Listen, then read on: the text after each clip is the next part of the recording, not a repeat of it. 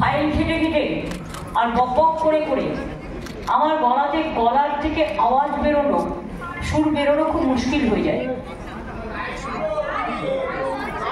আর ইন্দ্রনীল তো, তারপর রূপঙ্কর বসে আছে, ইমন বসে আছে, নাজিমুল বসে আছে, মনোময় বসে আছে, তারপরে আমি দেখলাম রাঘব বসে আছে, রাঘব অবশ্য গিয়েছে, তারপরে ডোনা গাঙ্গুলি, ওরা সবাই বসে আছে।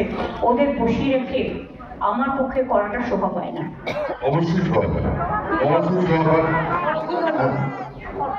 আমার কিন্তু কথা ভুল হলে আমাকে ধরবেন না, আমাকে যেহেতু কাগজ নেই, ভুল হলেও ধরবেন না। ছোটবেলায় রেডিওতে শুনতাম তাই।